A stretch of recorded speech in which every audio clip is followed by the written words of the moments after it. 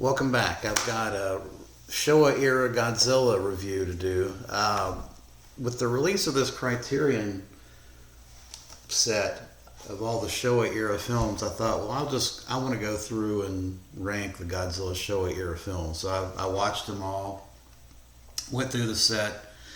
The release, I mean, this is an interesting release from Criterion. I'm not sure how. I mean, I like the book in some ways, and others I don't because it doesn't really fit well within a collection. But it is kind of interesting and neat. I do think it's worth getting. All the films look pristine. There's not a lot of special features. There's a disc, an extra disc that has some special features that I thought were really, really good. And of course, the original Godzilla 1954 has a slew of special features on the disc. But the films themselves have no special features. They're all kind of bundled in some really interesting special feature material in a separate disc. So I still think overall, this is a great purchase. So I would recommend it. But so I guess at this point I wanted to go through and give you my thoughts on the Showa era Godzilla films because I grew up with these films and I love them. Some I even saw in the theater as a kid. We had a Saturday matinee, and the one film I remember seeing that was kind of near and dear to my heart, Godzilla versus Hedorah, the smog monster, was showing. And I still remember that showing on a Saturday. Showa era films are interesting in that they're kind of a tale of two stories. You got Honda and Ifukube and basically the linchpins of what created the suits and the stunt work and the special effects and the atmosphere and the music. You know, there's a bundle of those films, and then you've got the transition to what would basically be kids movies. So it's Showa era films are kind of a mixed bag in that respect, but all in all, in general, I think they're all fun to watch, and you really need to have them in your collection, particularly if you're a kaiju fan. Okay, so I'm going to do this. I'm going to start with the worst first because I think we all know what number one's going to be. At number 15 is All Monsters Attack. And All Monsters Attack was the return of Honda as the director. And this was after a slew of kids' movies where he and Ifukube, the music, and Tsuburaya were taken off the films. And they basically, Toho decided to not spend as much money on these things and gear them towards kids. Honda returned for All Monsters Attack. Unfortunately, he didn't have much of a budget to work with, and it's just a compilation of basically attack scenes from other films. Godzilla's suit changes in a lot of the films. A lot of the film, Godzilla's suit is different suits from each scene because they're taking scenes from other films. So it's strictly a kids' film, and with very little new material. So I'm not a big fan of it. I think it came out in 1969. Yeah, 1969. All Monsters Attack. So I give All Monsters Attack a 4 out of 10. And then next up, at number 14, would be Son of Godzilla. Really have a tough time getting through Son of Godzilla. I give it a 4.5 out of 10. This is one where Juan Fukada took over as the director for Honda, and of course in doing so, of course they removed the great music of Ifukube. I mean, that's gone. What you got here is a kid's story, and really probably one of the crappiest Godzilla suits ever. I mean, it's just a tough movie to get through, even if you didn't have the little son of Godzilla, the little Minya. I mean, even if that character wasn't even around, it's still a tough watch. It's set on an island, and in terms of the budget, you can tell that they didn't have a lot of money for special effects, so it was very, bare bones. Yeah, that's Son of Godzilla. I give that a 4.5 out of 10. Next up is Ibira, Horror of the Deep. Now, this one I give a 5.5 out of 10. I have some problems with it, mainly because of the Godzilla suit is, again, kind of lame. It's got much more like a baby doll eyes, and obviously it's still geared towards kids. This is where we're starting to get more and more into work geared towards kids. This is 1966, and again, this is the film that pretty much marked the changing of the guard, where Honda was taken off the films and replaced, and Ifukube, Tsuburaya, they're all taken off the films, and then replaced by Juan Fukuda, who, I think from a director's standpoint, I think he does okay. It just doesn't have the chemistry and the magic of the other Godzilla films, and you've got kind of a lame opponent. I mean, it's a crab. Godzilla fighting a crab. So, and you get these kind of like rock battles where they're throwing rocks back and forth. It's strictly for kids. It's not one that I would go back to and watch. I think I gave, as I mentioned, Ibira a 5.5 out of 10. Yeah. Next up, at number 12, is Godzilla vs. Megalon. Now, Godzilla vs. Megalon is really a fun film. I mean, I don't hate it. It's threadbare. It's a threadbare production. Toho is really cost cutting at this point. This is 1973, Godzilla vs. Megalon. This one was directed by Juan Fukuda as well, and it's just a low budget affair. But the battles, even though they didn't spend a lot of money on the miniature sets like they typically did for the earlier films, the battles were a lot of fun. I mean, I did enjoy the battles. It was just a threadbare production. This has got some hilarious. The storyline on this is just hilarious with these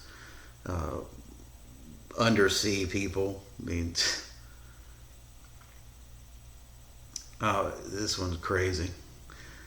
You've got a gigantic beetle called Megalon, and Megalon is being controlled. You're getting into these where they're aliens or undersea people are controlling a monster that's battling Godzilla.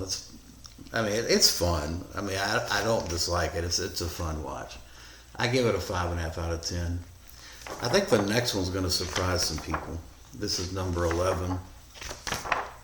And that is the second film in the series. Godzilla Raids Again. Now, this one is, I'm just not really a fan of it because, well, for one, I think technically there's some problems, and that's obvious. Godzilla Raids Again, all the monster scenes are shot. There was something that went wrong with the shooting of the scenes, and the monster attacks are all sped up, and I just think it looks bad. I also don't think I just don't think Anguirus is a good opponent either for Godzilla. It's not enough to carry a film. There is some great scenes in this. The music is great. It's a Honda Ifukube.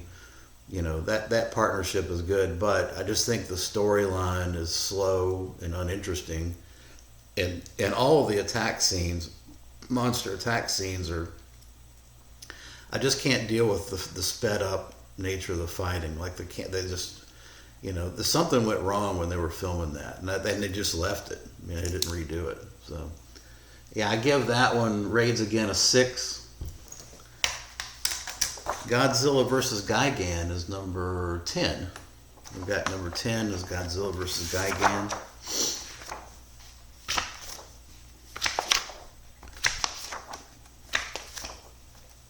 And right there. I do like the Gigan character. I think he is a good opponent for Godzilla. Yeah, the film's probably at this point. This is '72. While they're not necessarily strictly for kids, they're getting kind of silly. The battles become more like WWE battles.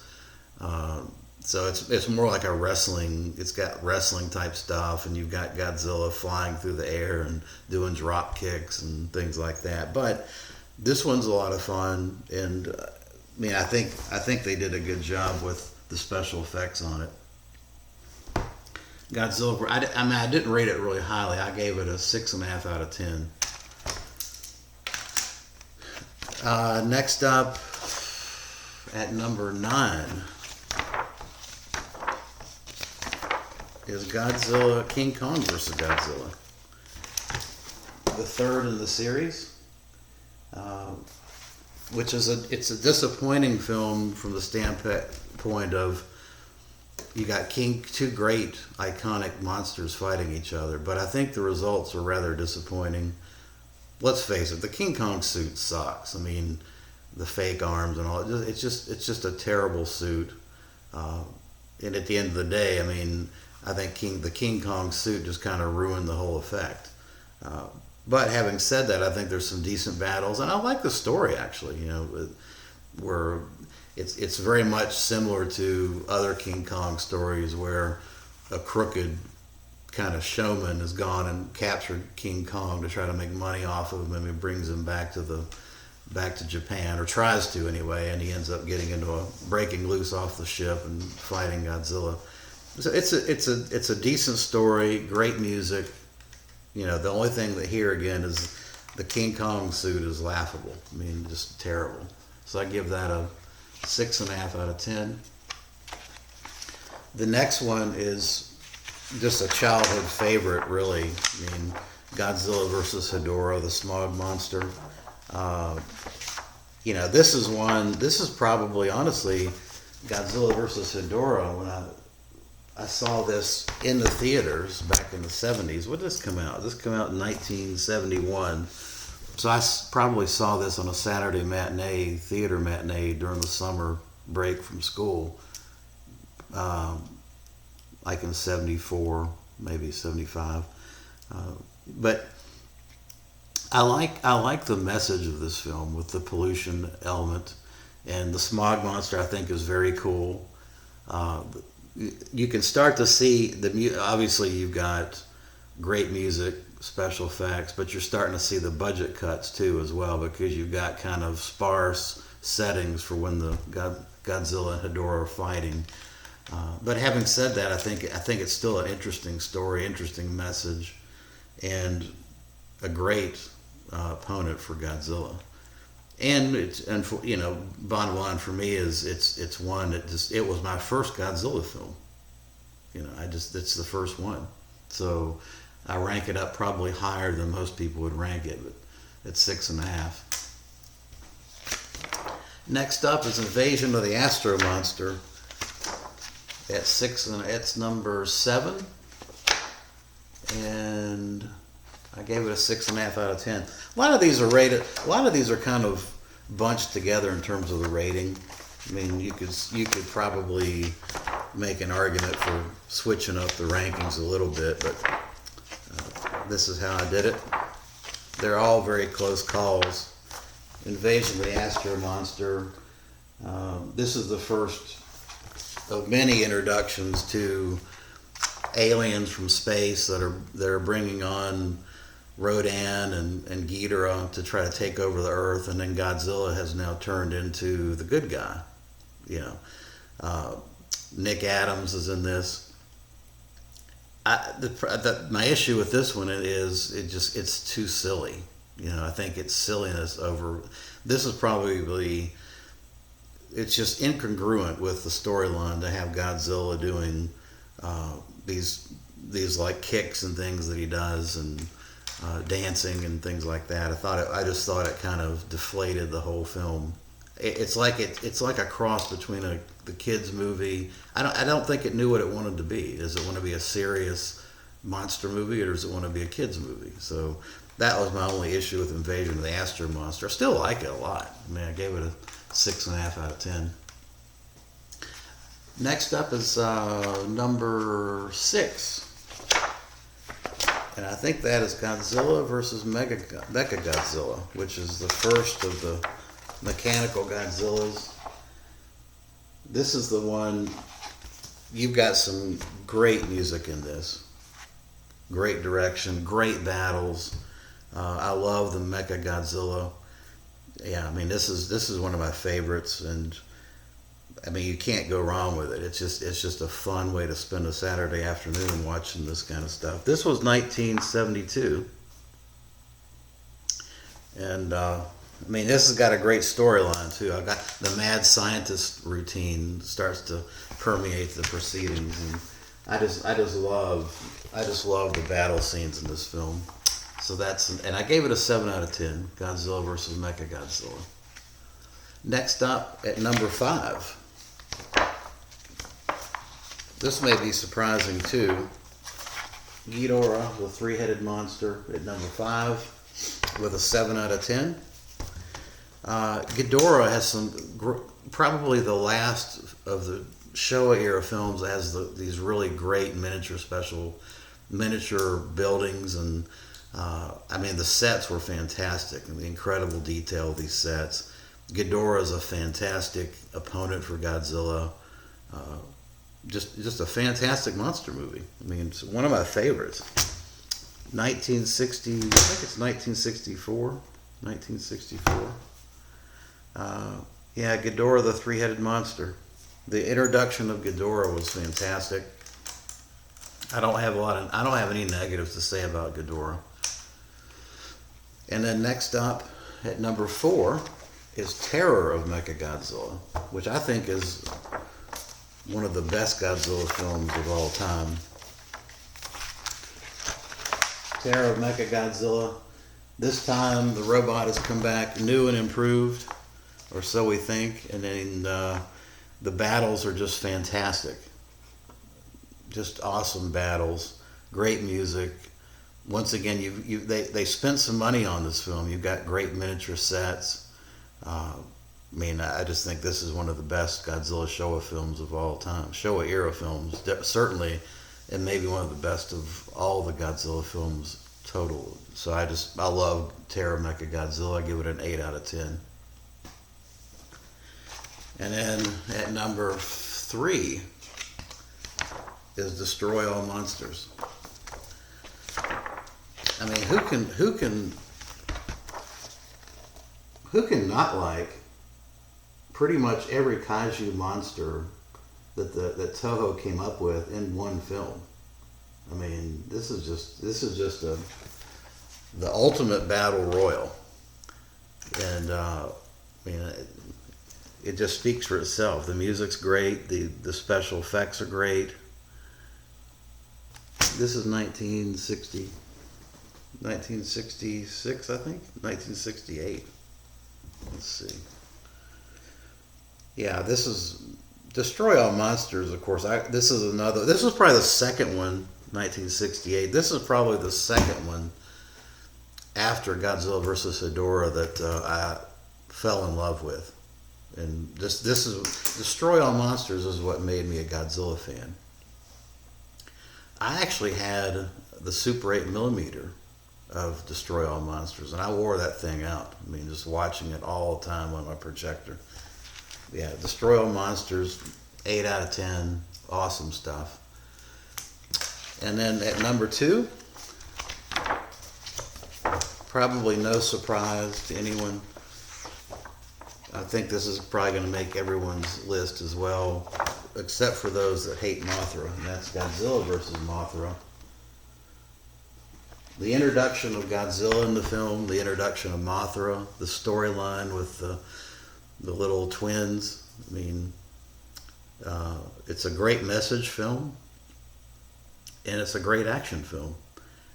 Great battle scenes. I mean, it's just got it all. There's no negatives to it other than you can certainly make the argument that is Mothra a worthy opponent for Godzilla. I mean, you can make that argument, and you would probably be right. But I thought that it was Mothra held his own. I mean, in an actual physical battle, obviously Mothra can't take him on, but Mothra has other tools at his disposal that made the fights very interesting. The fact that he can fly is one advantage. The fact that he can spray a web and around Godzilla and slow him down with that. I mean, there's a lot of things that Mothra can do. You know, he can, with his wings, he can basically cause windstorms with his wings. So maybe he's not the greatest opponent for Godzilla, but I thought it was a fantastic film. I got no issues with it. I gave it an 8.5 out of 10. So slightly at number 2, slightly more than Destroy All Monsters or Terra Mecha Godzilla. I had a tough time rating these. I mean, it gets down to, when you look at these, a half a point here, a half a point there. They're so close together. And then finally, of course, not only the best Godzilla film of all time, but one of the best horror movies, monster movies of all time, is the 1954, the original Godzilla. Not much needs to be said about that. It's one of the greatest horror films of all time.